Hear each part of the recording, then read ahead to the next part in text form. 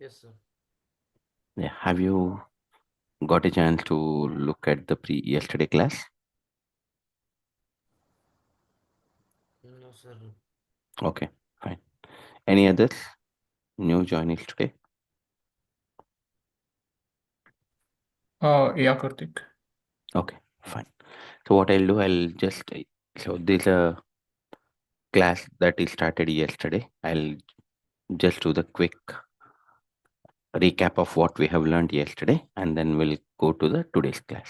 Okay. So I'm Karthik. I'm going to facilitate this session.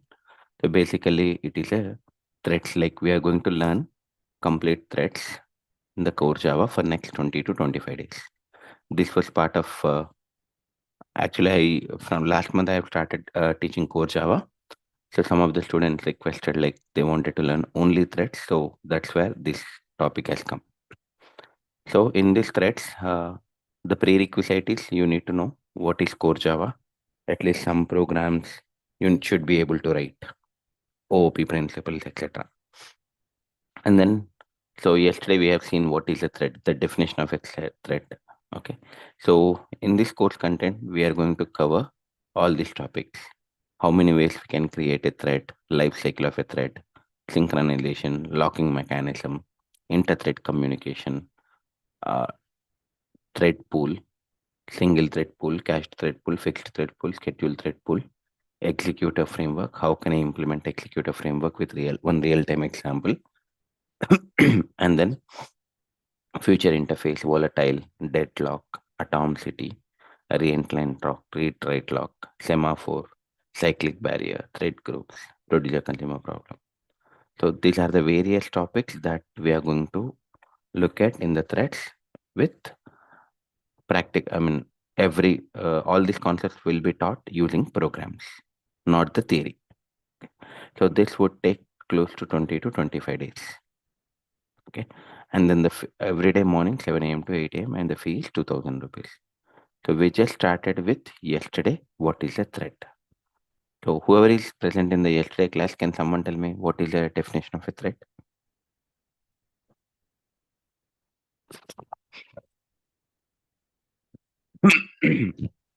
What is the definition of a thread? Thread is a process, lightweight process. Okay. But there is a definition I said yesterday, right? Thread is an independent path of execution. Yeah. So thread, see the process, all those are correct, but you cannot, what do you call, if someone is asking you to prove it, you cannot prove, right? Right. Then if we say that thread is a process, then what is the difference between process and thread? The next question, right? So thread is an independent path of execution within a same program. So how can I visualize this? Yesterday, I have debugged the program and I have shown you that how it can be a independent path of execution, correct? So now, so I just created a thread, right? So in order to create a thread, I told there are different ways. First way is by extending a thread class, and then create a override the run method, and then call the start method. So these things we will discuss further, how to create a thread, how many ways to create a thread and all, still we have to discuss. But in order to understand the definition of a thread, I just written this program. Now if I try to debug a Java application,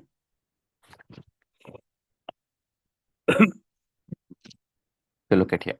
Can someone tell me how many programs you can see, how many executions you can see in this debug window? Is it one or two?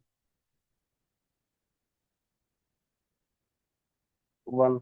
One, correct. And some of you guys who uh, already know Java, we know that main method is also a thread, correct? Yes, Who sir. know Java? Yeah.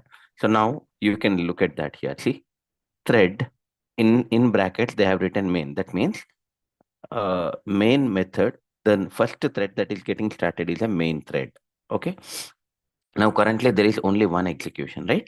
Now what I'm doing is, so as I mentioned, that thread is an independent path of execution. So now see this, I just created a thread object We'll see how to create a thread object later. And then I'm calling the start method. This start method is responsible to create a thread. That means this start method should create a independent path of execution, right? Now how? Let's see. If I continue further F6, now currently there is only one execution, correct? Now let's see. So do you think there is one more execution started? Independent execution is started or not? See, currently in the main thread is in line number 35 in this line, correct? Now here you see there is one thread of thread 0. That means one thread is started and where it is executing line number 25. So that means, do you see now two different programs? Yes, two different paths of execution or not? Yes, sir. Yeah. So now if you go back to the main method and then continue further, see T1 dot start, T2 dot start. See how many executions have been started now? The first one is thread 0, second one is thread 1, third one is thread 2. So that means, and main thread is in line number 39. So how many executions are present? 4 independent path of execution, right? So 3 are thread, 1 is main method. So that is the definition of a thread. Thread is an independent path of execution. Now, why it is within a program? Within a same program only you are able to create, right? From the main method only you are able to create this thread, right? And one more thing we have seen is whenever you start a Java, whenever you want to run a Java program, what is the starting point for a Java program? Main method, Main. correct? Main Now, method. similarly, whenever the thread is started, so whenever the start method will create a thread, right? So anything what, see, even if you are trying to start, if you wanted to do something, then everything will have a start point and end point, correct? Whenever you starting, etc., etc., right? So similarly, when you are starting a thread will start. That means thread will start means independent path of execution will start. But what is the starting point? That is nothing but run method. So my normal Java program start point is main method. Whenever someone is creating a thread, the thread start the independent path of execution from run method. Correct? So this is what we have learned in the yesterday class. So those who did not attend, those who attended today, so you will be getting a link of yesterday class also, or I'll show you at the end where that yesterday class is present. If you want, you can revise it that again. But before going into today's class, does anyone has any questions? Sir, share the link yesterday's one where you have. You mean yesterday Yeah. class or the core Java videos? No, core Java. I'll take your course, but I didn't know everything I needed. But right now, I didn't pay yet. But yesterday's class also where to see the demo class. Okay, it is just as simple as that. Go to Ashok IT, Mm-hmm. go to YouTube. Just a minute.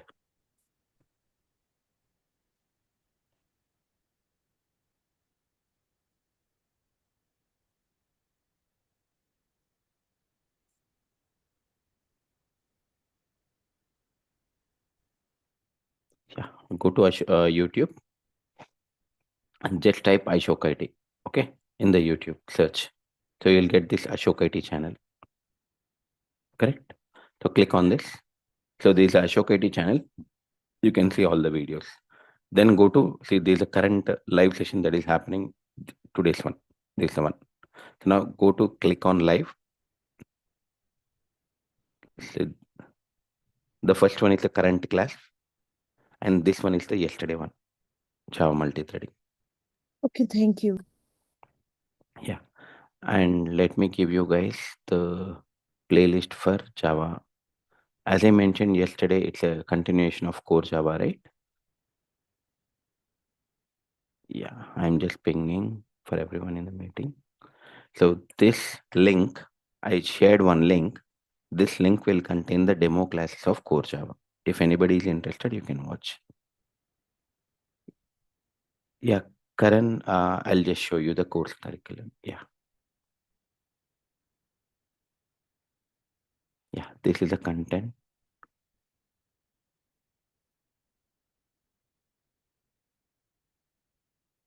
Don't worry, you don't need to take a screenshot and all. I am going to share it. And if you are enrolling, we will tick mark all these topics, whether we discussed or not in the class. You don't need to worry about it. Whether will I be able to cover all of these things or not. Sir, can you show syllabus of core Java also, Yeah, topics? sure. You want to see now? Whole 30 days, what you have done, or whole course 3 months, what you are going to include? Yeah, so these are the first things we have covered. So these are the things that we covered. There are some things we have to discuss on the exception handling, but these are the things that we covered. And we are in the threads. Now, for threads, separately, I have shown you the content, right? That is a thread content. And apart from that, we also discuss all of these things. And then there is separate content for collections. Okay. After threads, collections will start. In the collections, we discuss, see, when we say collections, like some people will teach only just array list, linked list, etc. Right? But I teach all of this. Why do we need to go for collections, array list, vector, linked list, hash set, hash map? Why to have concurrent hash map? What is iterator? In the linked list, how can I create a custom linked list? If it is array list, how can I write custom array list? How does the array list add method work? What is a stack? How can I create custom stack? What is a queue? How can I create custom queue? Tree set, tree map. All this also, like this, all this will be covered in the collections. These are part of core Java only, but why did I kept it a collections as a separate one is, see, threads and collections are the important topics in the core Java. But these are the things that, I mean, people don't understand the in-depth concepts, right? So that's the reason I made it as a separate one, so that you don't need to pay financially also it will be less. If you want to, if there is a student who want to learn only this thing, they can enroll for this, and this takes 30 days. So will you include this also, sir, time complexity and all? Time complexity is part of data structures. See, Okay. data structures is nothing but first complete collections, and then time complexity, space complexity, sorting, searching, dynamic programming, pattern matching, etc. So actually, it was a data structures course. I have divided into collections and data structures for the Okay. benefit of the students. Okay, so 5,000 you are taking for that, and how much for DSA? DSA is maybe 8,000 or something. Again, for the DSA also, you will be having a demo classes. You don't need to worry. Listen to those. So in the data structure demo classes, I do teach what is time complexity, what is space complexity, all these sorting techniques, graph, dynamic programming, matrix, pattern printing, and then there are various questions which we are going to solve. Like we are going to solve some questions in the hacker rank, lead code, or there are different websites, right? Geek for Geeks, etc. All those we are going to solve. And once we discuss the topic, in the class itself, I will ask the people whether have we discussed the topic, and then we'll do the tick mark of this topic. So in that way, we will, by the end of the course, we'll make sure that whatever I have shown in the demo, that these are the topics I'm going to cover, whether am I covered or not. You are going to answer. If anything is not covered, no problem. We'll take one more class and then we'll discuss. After completion of all the topics only, the course will be end. Okay. So Karthik, one more thing. For yeah. core Java, what is the time? So complete core Java, it takes 3 months. No, the class time. 7 a.m. to 8 a.m. So this is the core Java is started on Jan 20. Okay. So we just completed the first topic of, say, for core Java, the fundamentals is there, right? Okay. Class, program, OOP principles. We just completed that, and we are landing on the threads. Okay. So this is also thread. See, if you are enrolling for core Java, threads collections is part of core Java only. But some students want to enroll only for multi-threading. Then this is the one. So you mean to say if I pay for collection, that is, sorry, core Java 5,000, threads is included, right? Yes. All this, but for core Java, you have to go through the first 20 videos, right? You have to go through the recordings, and you can ask. think you are part of my earlier batches, right? Yes, Praveen? yes, Karthik. Yeah. Yeah, I was you know looking for how Java. it looks like, right? Yeah, yes, yes. And the timing is from 7 a.m. to 8 a.m. Yes, every day. Okay. Okay. Okay, So, Karthik. yeah, thanks. Guys, let's start the topic and I'll take up the questions at the end. Okay. Okay. Now, let's today what we are going to look at is yesterday we have created we understood what is a thread, the definition of a thread, right? Now let's create how to create a thread. What are the steps to create a thread? So I'm just creating thread example 1. I just created a class. The first way to create a thread. So thread is nothing but independent path of execution. Who will create it? So that means you are executing a main program. From that main program, separate execution is getting created. That means what is the advantage of thread? Yesterday I have told you. What is the advantage of thread? This salary calculation I have taken and I have example. I have told you, right? What was the advantage of this?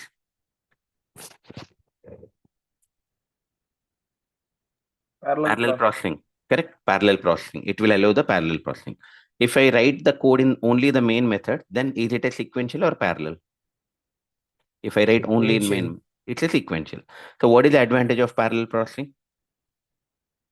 If one main method is taking for 10,000 records, it is taking 10 minutes. So if I want to do the sequential process for 1 lakh records, how much time it will take?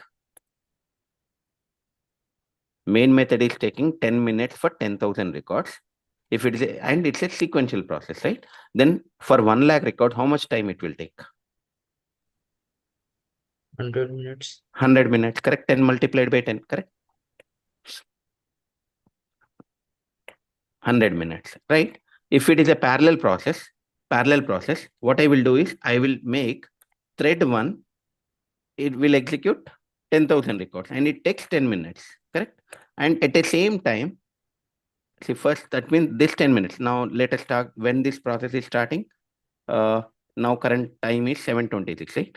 7:26 a.m. to 7:36 a.m. it will complete. Agree? Within the same time, can one more thread also execute parallelly? Yes or no? Yes or no? Yes, sir. And that also will take 10 minutes, correct? And it will also process another 10,000 records. And the time is also same, correct? Now that means if I create, in order to process this 1 lakh records, I will be creating 10 threads. And can these 10 threads execute parallelly? Yes. So that means what is the time taken by the 10 threads to complete this 1 lakh records? 10 minutes only, correct? So that means 100 minutes was the earlier time. Now you have reduced it to 10 minutes. So is it an advantage or not? How did we achieve this? Using parallel processing.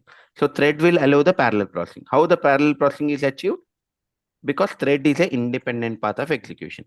Now from this line, whenever we call the start method, it is creating an independent path of execution. Now the question is, who is creating?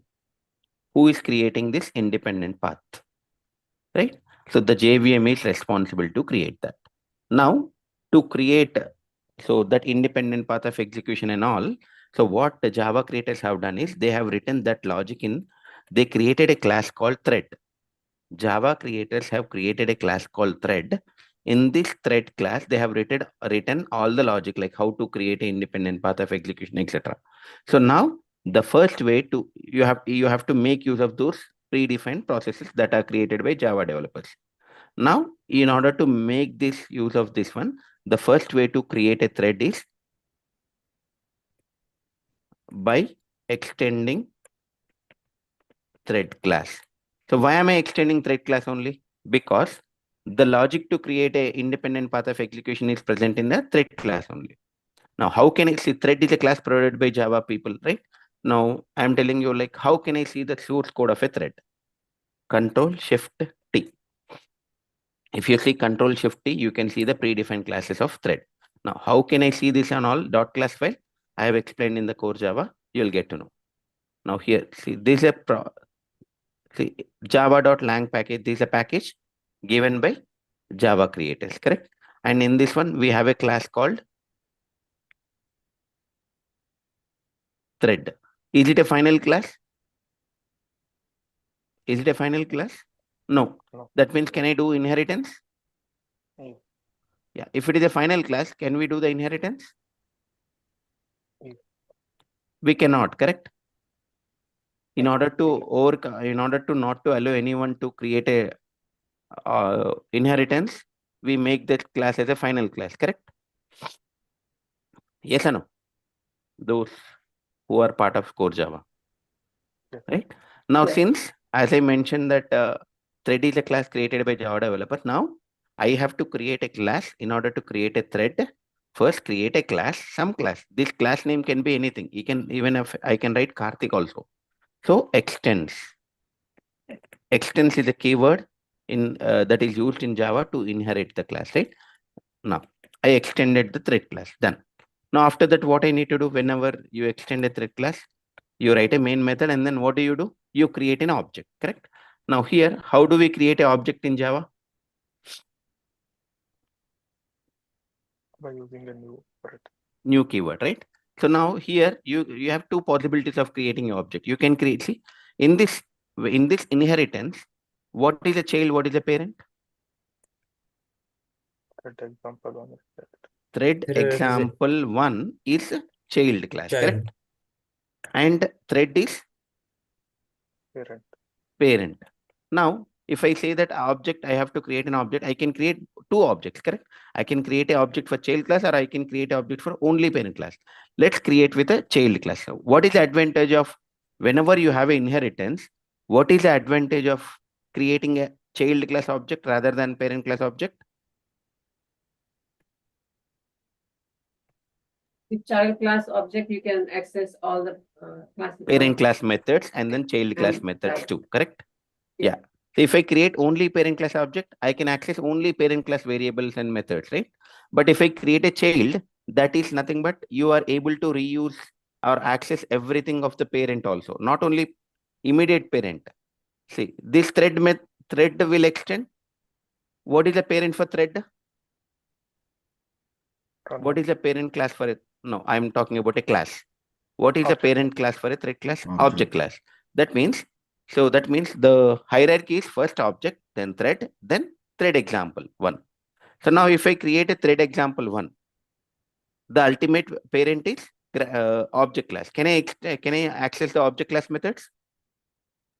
Yes. Yes, Yes. sir. What are the methods in the object class? ToString, Equal. correct? Toastring. ToString, and then equals. Can I access all of this? Yes, that is the advantage. So that is the reason we are creating a object to a child class. Now here, this T1 itself is called as thread object. I repeat, this T1 is an object, correct? This object, we can call it as a thread object. The reason is, it is a normal object, but we can also call it as a thread object. The reason is, if a class that is extending a thread class, and then you are creating a child class object, then this object, you can call it as a thread object. I repeat, you can call it as a thread object. Now, here, whenever you are doing like this, what happens? Can I say first thread example 1 constructor will be called, correct? Like this. If I don't write a constructor, compiler will provide the default constructor, correct? Now from here, what will happen, guys? So from this line number 21, I'm creating an object. What happens whenever you create an object? Memory will be initialized and then constructor will be called, correct? Right. We learned in the core Java, right? So from this one, thread example 1 constructor will be called, and then It will call the constructor of thread. parent class, correct? So in the constructor, by default, if I don't write this keyword like this, then what will happen? Compiler will provide the super followed by open bracket and close bracket, right? Super keyword. So guys, these are the core Java basics. Those, some of you might be aware. I taught all of this in the core Java. So I'm just asking the core Java students to answer it, okay? Now, in the constructor, the first statement the compiler will provide is super. By using super, it will go to the parent class constructor, correct? So that means let's see that whether is that happening or not. See, there is a no argument constructor, correct? So let's put a Yes. breakpoint here. Let's put a breakpoint here. Now let's execute. Whether that is going or not, let's see.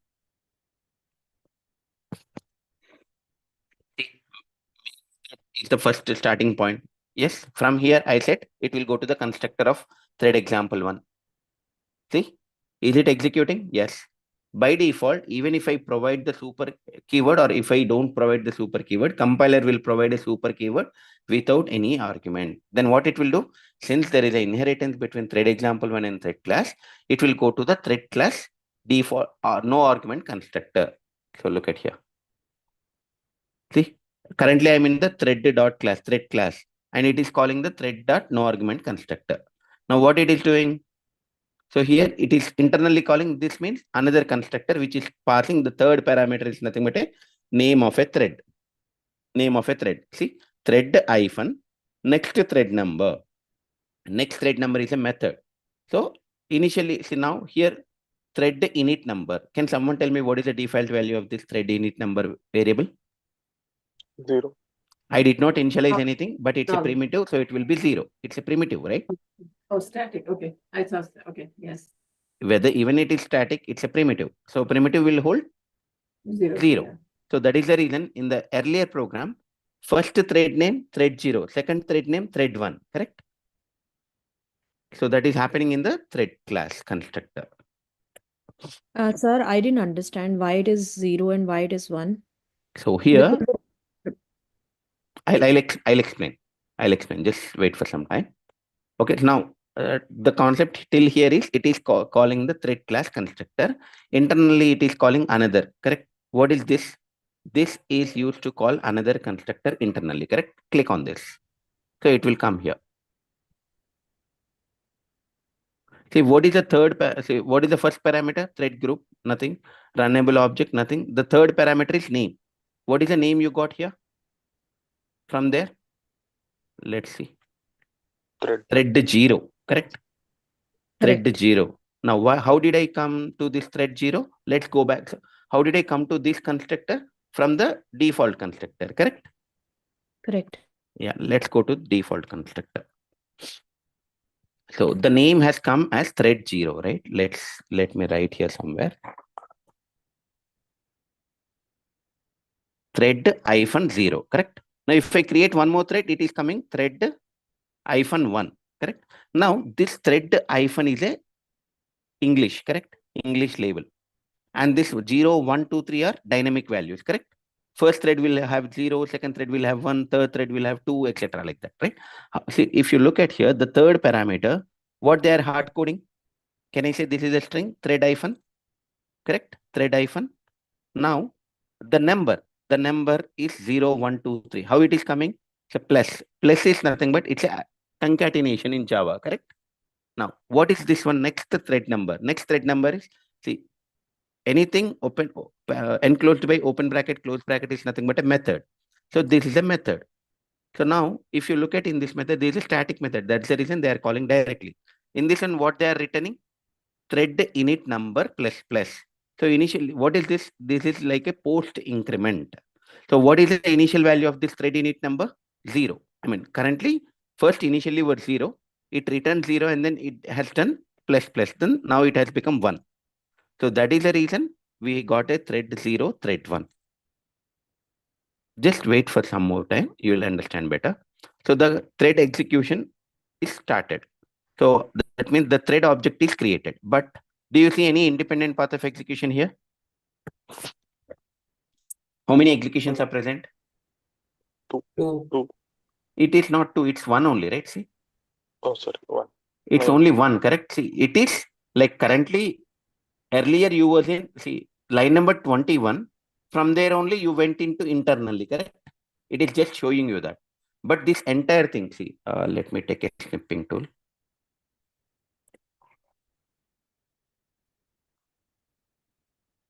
So in this one, if you want to get a process, this is entirely one process, one execution, correct?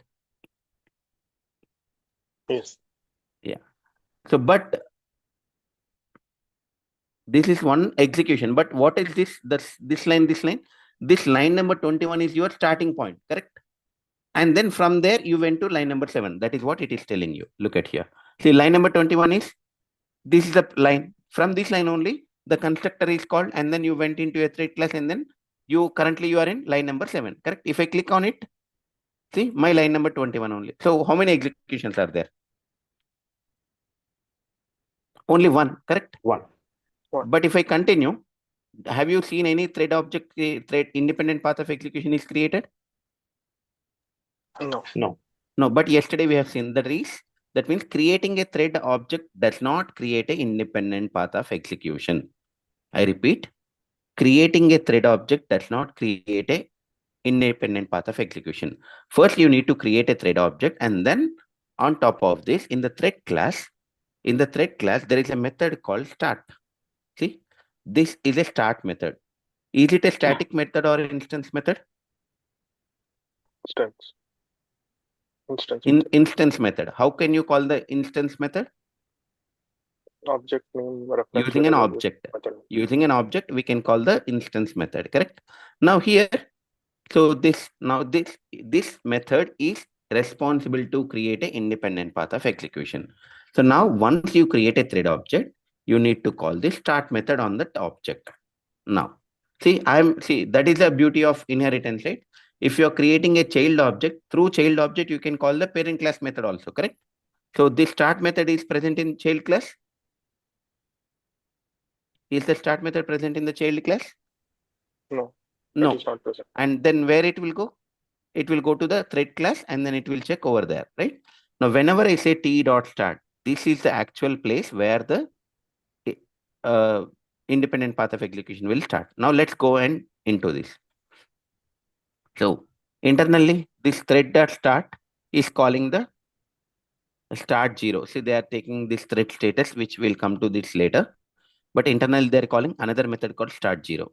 What is this start 0? It's a native method. What is the meaning of native method? Does anyone know? Third party, pre-programming. So that comes in with your,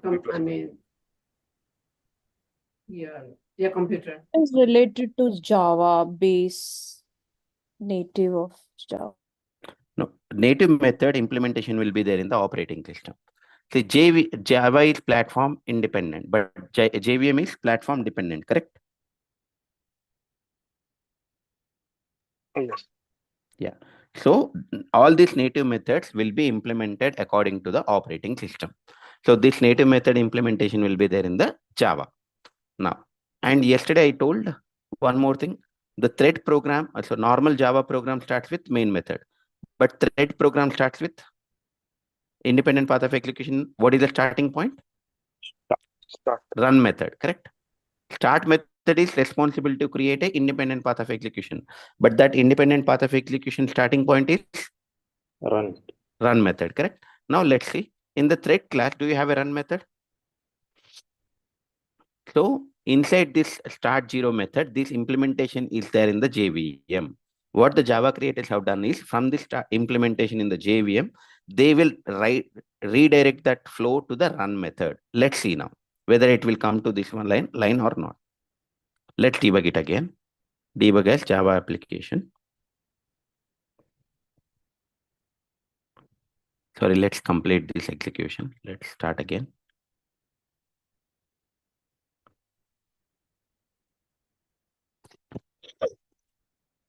Sorry, my mistake.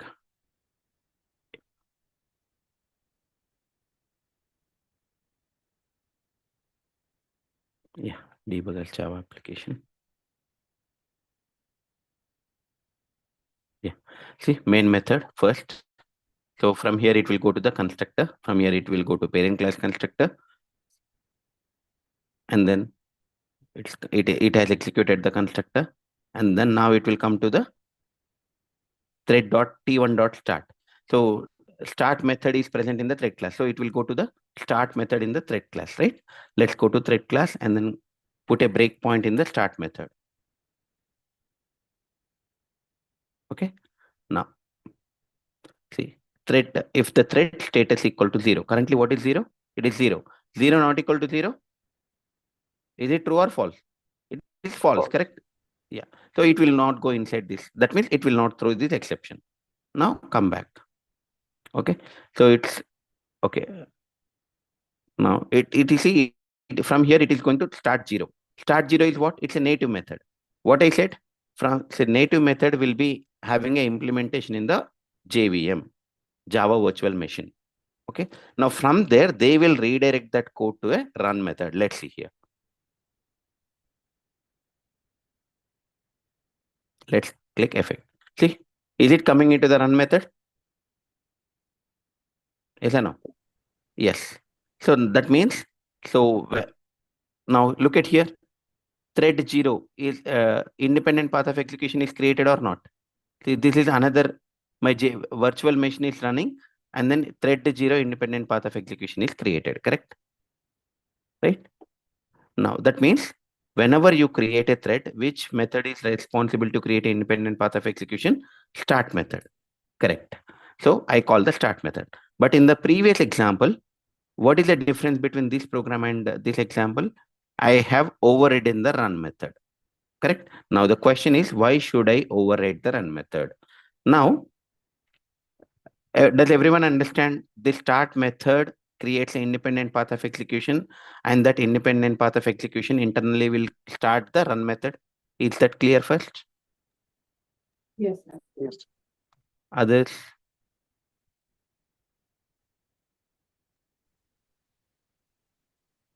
Shreyas, Srikant, Vaibhav, Praveen, Pradeep. Is it clear? Yeah, fine.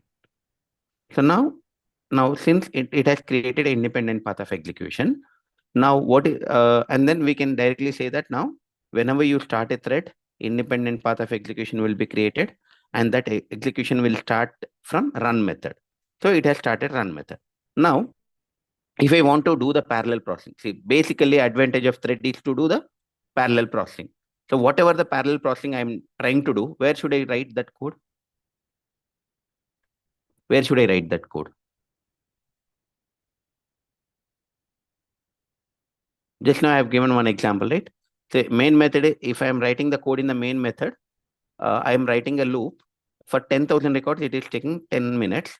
For 1 lakh records, it will take 100 minutes. But instead that I want to thread 1, I want to run for 10,000 records, thread 2, 10,000 records. So when you say that thread 1, independent path of execution will be created, and it will go, the execution will go to the run method. Now, processing of this 10,000 records, where should I write the logic? Run method. In the run method, correct? Because your thread flow of execution in the starts from the run method. So that means whatever the logic I want to write in the thread, I have to write in a run method. Now, say in the currently it is going into thread class run method. Can I modify this code? Yes. The thread dot class, it is provided by whom? Java. Java creators, Java. correct? So can I modify this code? No. We cannot modify this code, correct? But if I don't override it, always it will come to the, see, what does the compiler will do? Compiler is, first you are calling a start method. Start will call internally run method. That run method is in the parent class only. It will call this one. Can you write your, can you force the thread to execute your logic here? No. No. No. That means what you want to do? You want to bypass the parent class run method and execute the child class run method, correct? Yes. So then what is the concept which will O- bypass the parent class execution? Overriding. We need to Overriding. method override. Yeah. So that is the reason we should override the run method whenever you are creating a thread. I repeat, whenever we call the start method is responsible to create an independent path of execution. Once it has created, it will call the, internally it will call the run method of thread class. So now, always it will go to the thread class, but here I cannot write my code, correct? See, I'm using a thread to do the parallel processing. So here, can I, even if I'm trying to write the code, I'm putting keys on the keyboard, but still nothing is printing because it's a .class file created by Java developers. I cannot modify this code, right? Now what I need to do, I don't want the Java to execute this parent class run method. Instead, I will write the run method in my child class. I want the Java to execute that method. So there is a concept in Java called overriding. Through overriding, what you can do? Parent class method you can bypass with a child class execution, right? So what I will do now in my child class, I will run the overriding. What are the principles to do the overriding? Method name should be same, correct? See here, public void run, method name should be same, arguments can be same. There may be a possibility of changing a return type or access modifier. But in this scenario, you don't need to, you can put as it is. So I am writing the same method and then done. So I'm just writing system.out.println hello. Okay. So that means, can I say now run method is in my child class. Now whenever I say start method, it will go and create an independent path of execution. And then from there, it will try to call the run method. But because of the overriding principle, child class method will be, and this is the child class object, correct? So child class method will be given the preference than the parent class method. So that is the reason you need to override. Now, since I have overridden, can I write my logic of this processing here? Can I write the logic of processing 10,000 records? Yes. And then if I create 10 threads will come here, and then 10 threads can execute parallelly, right? Yes or no? Let's debug as Java application.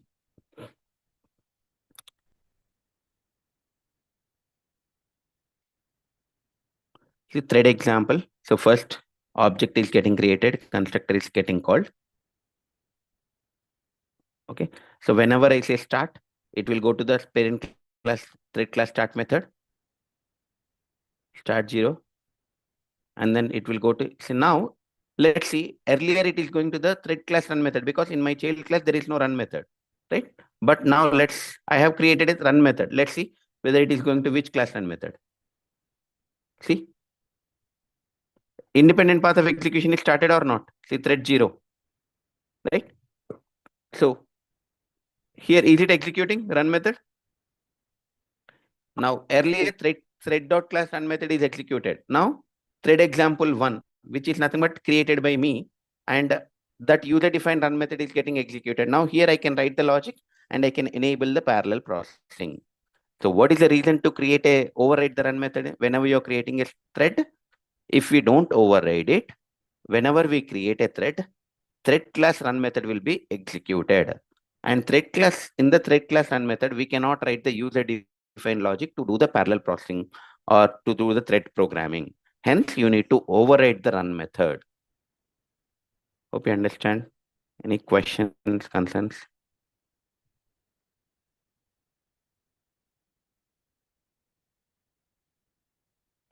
Does anyone has any questions, or shall I repeat anything? Yeah,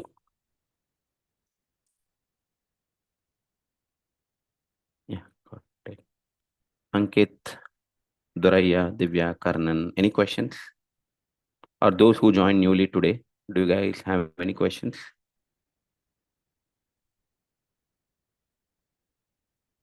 Am I audible, please? Yes, Karthik. Yes, I'm hear you. Yeah. So I take that silence as no question, but if you have a question, please feel free to ask. Okay. So I prefer the interactive session, guys, rather than one person talking. I don't mute you guys.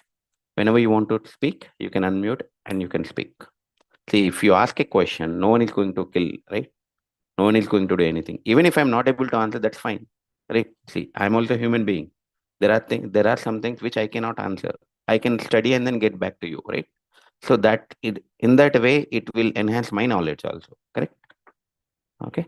So that is the reason whenever you're creating a thread, you need to override the run method. Now, let's look. There are different thread states in Java. This is just a concept, thread states. Whenever the thread object is created, that the state of a thread is called as new state. I repeat, whenever the thread object is created, that state of a thread is called new state. Now, whenever you call the start method, what happens is internally scheduler. See, thread is dependent on JVM.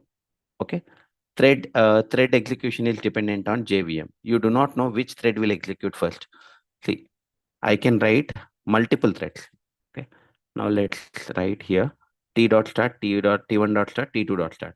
By looking at this program, we think that first t will start and then t1 and then t2.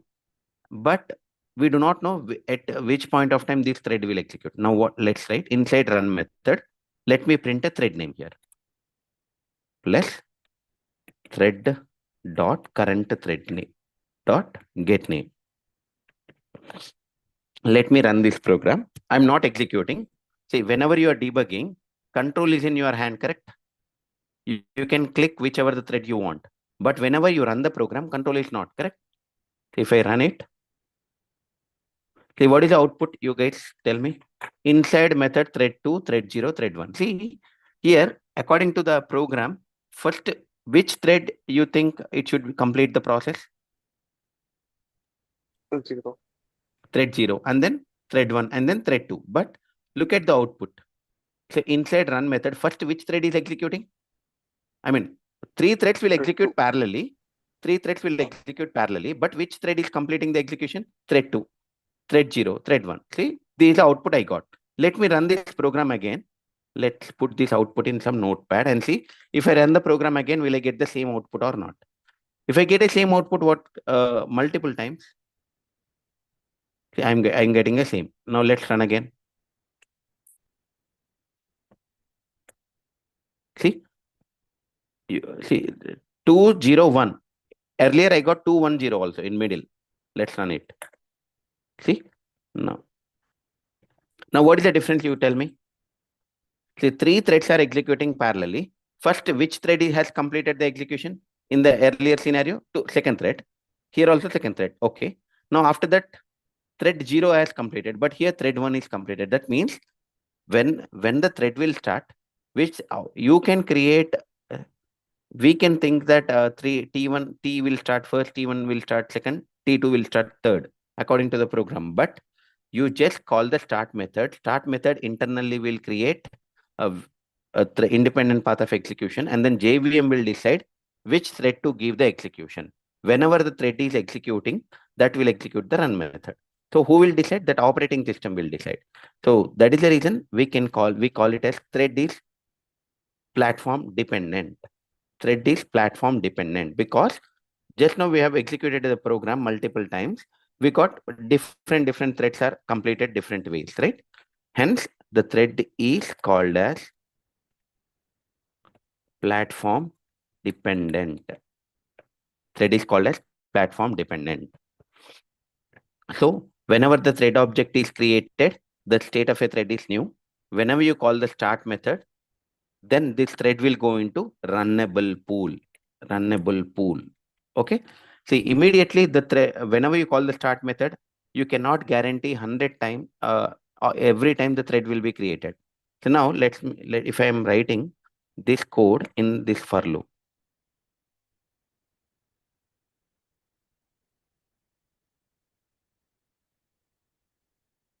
Now, if I run this, can someone tell me what is the number?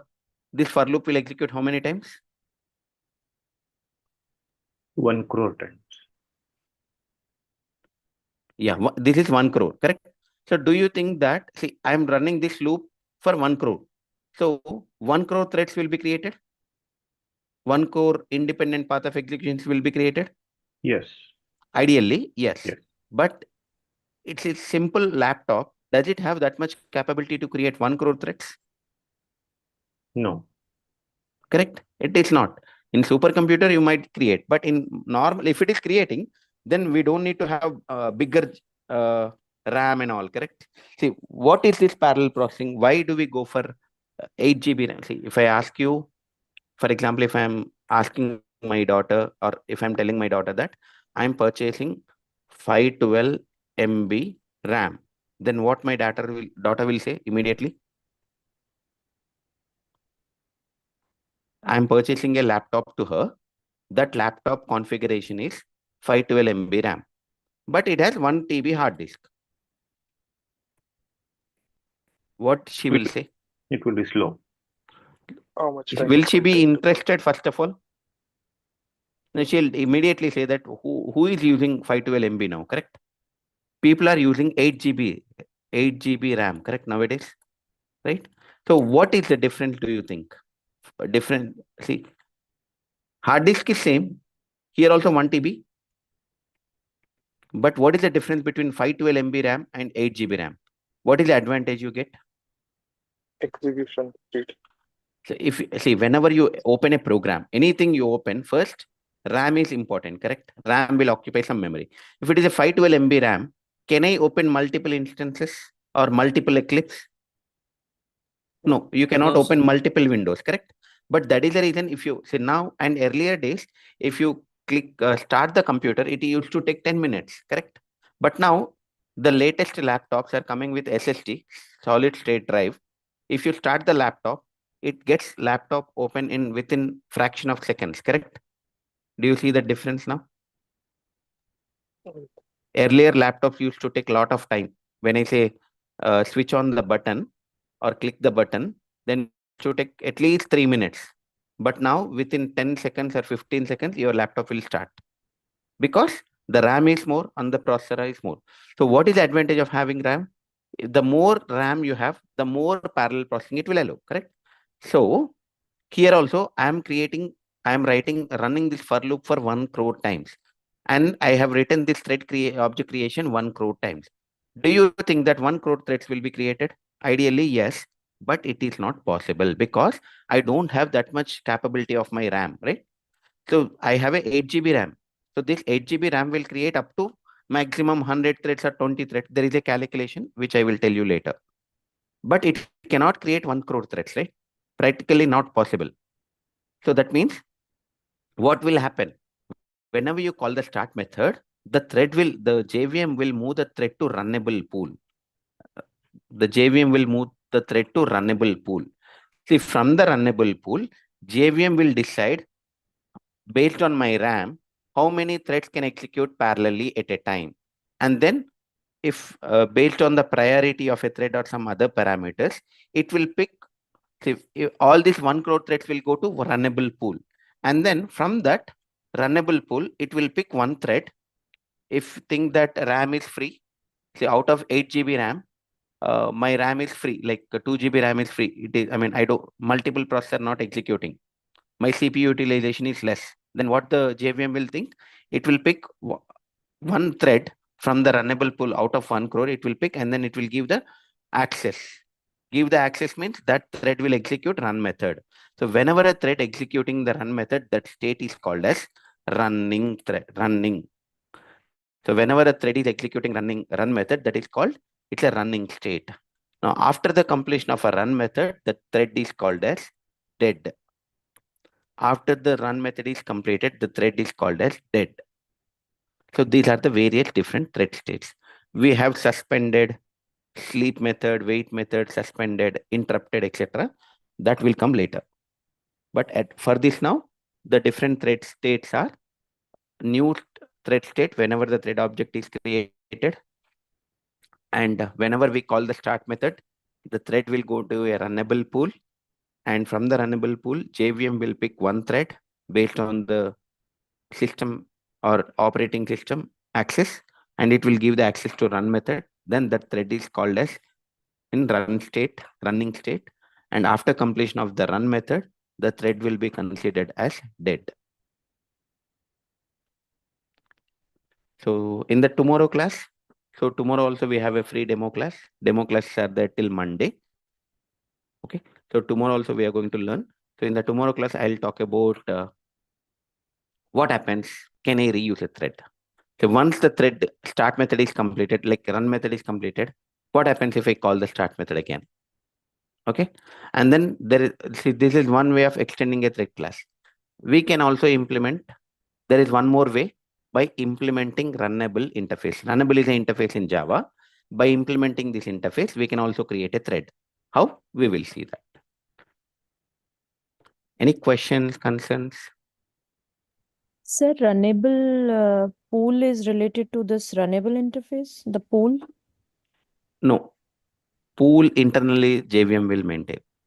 And Oh, pool is like it is for the understanding purpose, but what will happen internally is it has some capacity, right? So see here in this program, I'm creating 1 crore threads. As a layman, I'm thinking that it will create 1 crore threads, but everything will have a capacity. For example, there is a 2 BHK apartment. How many people can fit in 2 BHK apartment? If outside 1,000 people are waiting, can 1,000 people can come and sit in 2 BHK apartment? no. There is a capacity to that, correct? Mm-hmm. After that, if someone want to sit, then someone should go out, right? Similarly, here also, according to your operating system, there is a calculation, there is some formula at a point of time, how many threads can execute the run method. So what JVM will do is, based on that system resources, it will pick one thread and it will give the access. Remaining threads will be in the queue.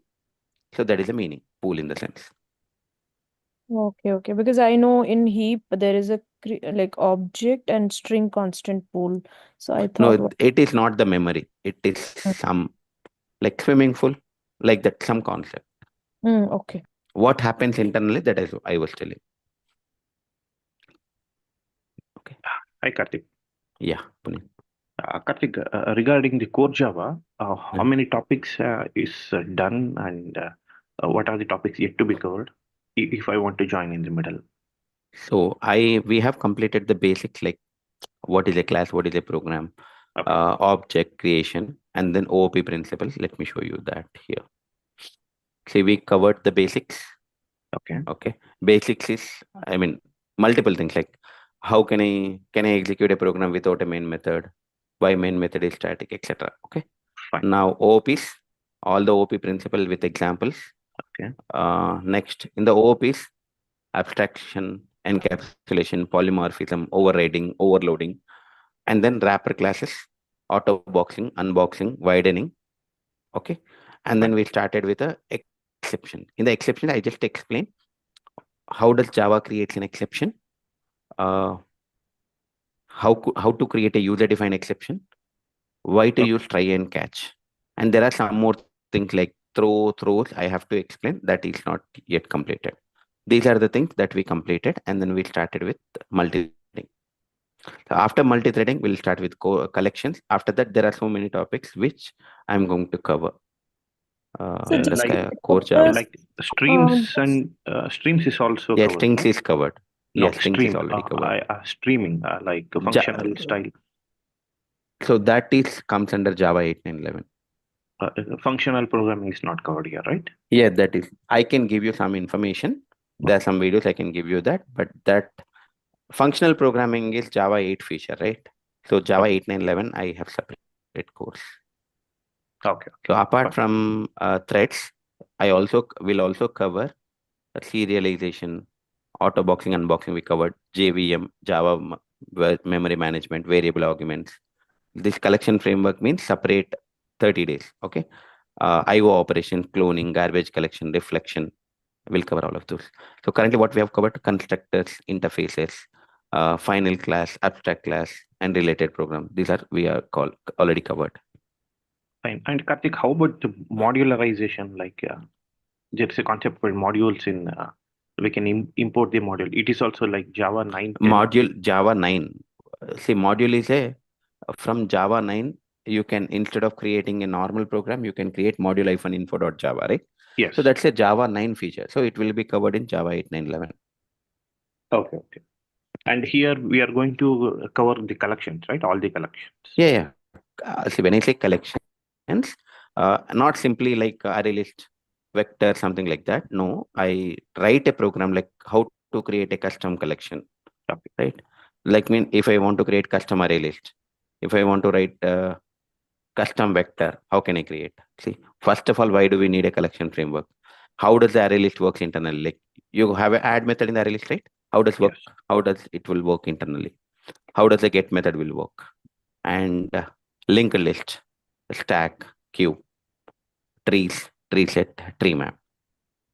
So I'm going to explain all this. generally people don't cover stack, queue, trees in the data structures. Sorry, in the collections, right? But queue is also a interface which implements collection interface. Stack is also a class which extends from vector. Vector internally implements collection. So that Yes. means these will indirectly collection objects only. Okay. But no one will cover, but I wanted to cover. Fine. I mean, And that how is a long? difference. Yeah. Yeah. How long the collection framework will be like? It will be Collection for will 20 take days? 25 days, close to 25 days. Okay. Okay. Threads is close to 25 days. Collection is close to 25 days. And remaining OOPs are close to 25. So at an average, 3 months. Fine. And we started on Jan 20. So the basics are covered. So now we are on 26. We started with this, right? So maybe by 19th of March, we might complete this threads. Okay. And then maybe 20 or 26th of March, we'll start collections and it will be covered by April mid. Just plus or minus 5 days, but not more than that. Okay. Fine. Got it. Thank you. Any other questions, anyone? So Karthik, will you share these codes so that we can speed up with you, or like 30 class, we can like code and Yes. notes? Okay. Yeah.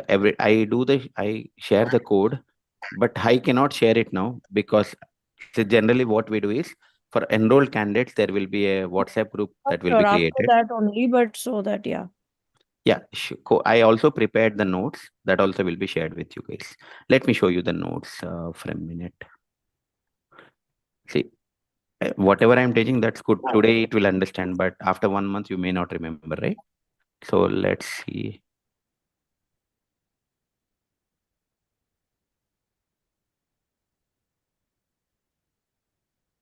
See, there's a notes I prepared for specifically for threads. Core Java, I still have a separate notes. I mean, Core Java in the OOP principles. So from thread, what is a thread? This is a question and answer, right? Creating a thread by implementing an runnable interface. Why to override run method? What are the different thread states? Whatever I'm explaining, see how to set a name to a thread. How to know which thread is executing. What is synchronization? There is a manually I have written and I created a note space. This will be shared with you.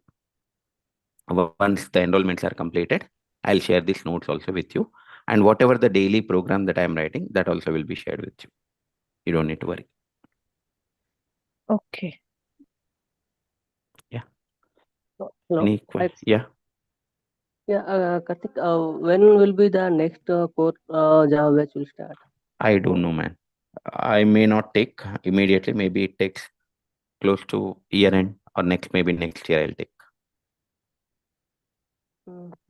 Karthik, are you taking DSA in parallel to this? Yeah. After this collections is completed, I'll continue with the DSA. Actually, I do take collections and DSA only, but some of the requests I got, so I started with Core Java. So after threads, we'll start with collections, right? Okay. So then after completion of collections, continuation of DSA. So like part 1 and part 2 both. Yeah, collections will be part 1, DSA will be part 2. Fine. Okay. I take one question. Yeah. So how can we relate this threading to the number of cores in CPU? How many threads you can execute parallelly at a time? Is that the question?